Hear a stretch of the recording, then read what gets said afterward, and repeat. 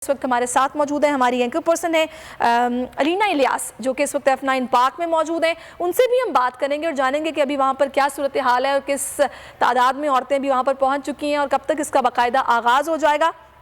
अलीना हमें ज्वाइन कर चुकी है। अलीना, बताइएगा, आपने भी आज इस मार्च में, इस जलसे में शिरकत की है, यहाँ पर क्या माहौल देख रही हैं और आप किस सोच के साथ आज यहाँ पर आई हैं?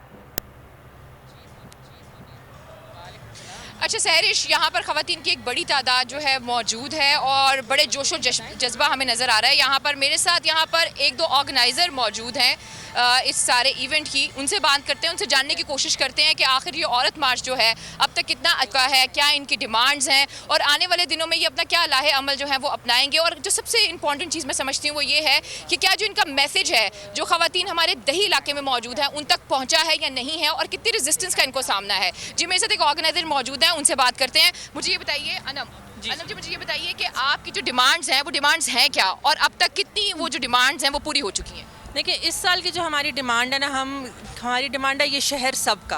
तो हम बात कर रहे हैं ख़ासकर जिस तरह आज का दिन है मेहनत कश औरतों का दिन है, तो हमारे शहर में हर किस्म की ख़वातीन रहती हैं।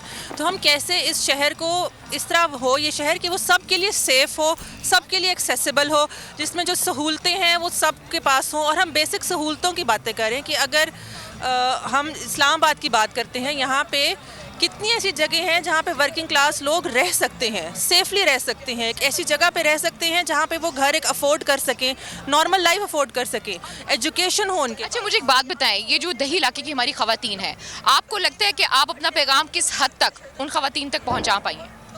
देखिए, हम एक छोटी इस्लामाबाद और पिंडी में रहने वाले ख़वातीन हैं और हम जो है अपनी नौकरी के बाद या दिन भर काम के बाद मिल के ये सब कुछ करते हैं। तो अभी तो हमारा ज़्यादा फोकस है जो इस्लामाबाद के अंदर जो हमारी लो इनकम कम्युनिटीज़ हैं, जो इस्लामाबाद और पिंडी के अंदर या इसके इर्द गिर्द जो आप कह सकते हैं लोग रहते हैं, उनके साथ हम काम करें तो होपफुली इंशाल्लाह फ्यूचर में। अच्छा, पीटीआई की गवर्नमेंट के बारे में हमेशा एक ख्याल किया जाता है और ये बहुत से लोग समझते हैं ये ठीक भी है कि पीटीआई की जमात को जितना ख़वातीन ने सपोर्ट किया है किसी ने इतना सपोर्ट नहीं किया। तो उस तरीके से ख़वातीन के हकूक़ के हवाले से आपको लगता है पीटीआई सही तरीके से डिलीवर कर पा रही है?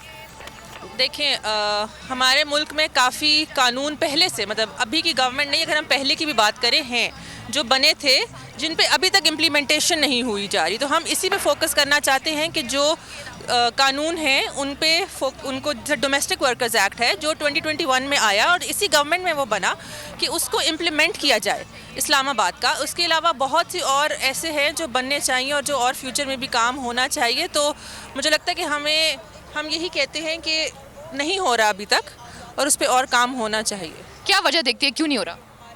क्यों? कोई रेजिस्टेंस देखती हैं आप? माइंड सेट है कोई? हम एक पेट्रियार्कल कंट्री में रहते हैं, पिदरशाही कैपिटलिस्टिक निज़ाम है यहाँ पे। तो और उसके अलावा जो हम यहाँ पे यही मेहनत कश तबके की बात करते हैं, तो मेहनत कश तबका इज़ नॉट दैट पावरफुल, उनकी आवाज़ इतनी आगे नहीं पहुँचती। तो थैंक यू। अच्छा, एक और सवाल जो मैं पूछना चाहूँगी, आप प्लीज़ आ जाएं आगे। ये भी हमारी एक ऑर्गेनाइज़र हैं इस इवेंट की, उनसे जानने की कोशिश करते हैं कि वो किस तरीके से देखती हैं औरत मार्च को, क्या डिमांड्स हैं, कितनी डिमांड्स हासिल हुई हैं। और एक जो स्लोगन है जो बहुत कंट्रोवर्शियल रहा है, मेरा जिस्म मेरी मर्जी, मैं चाहूँगी कि आप हमें इस हवाले से बताएं कि आखिर ये है क्या, क्यों इतनी कंट्रोवर्सी का शिकार है ये स्लोगन?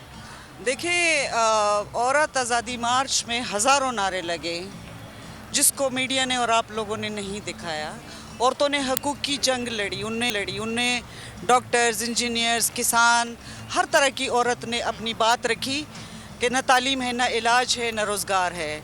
एक तो जो बयानिया बनाया गया इस एक नारे के गिर्द बनाया गया और उस नारे को जिस तरह से ट्विस्ट करके मीडिया, सोशल मीडिया और राइट विंग के जितने पिदरशाहाना क़ुव्वत होते हैं उन्होंने इसको जैसे ट्विस्ट किया, हमारी उससे मुराद ये है कि हमें हर तरह के जबर से आज़ादी हासिल करनी है।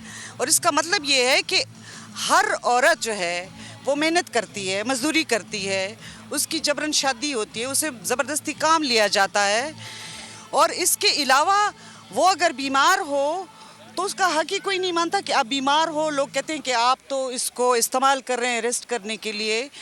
तो जो हमारी छोटी छोटी बच्चियां हैं, 10 साल की, 12 साल की, उनकी गोद में बच्चियां हैं। कौन नहीं चाहेगा कि इस मुल्क की औरतें 21वीं सदी में दाखिल हों और उनके जो कत्ले आम होते हैं उनको जिस्मानी हरासानी का दफ्तरों में, स्कूलों में सामना करना पड़ता है। तो उनके जिस्म पर जो खिलवाड़ होता है वो एक तरह से मैदान जंग बन चुका है। सब्सक्राइब करें और बेल दबाएं ताकि कोई खबर रह न जाए।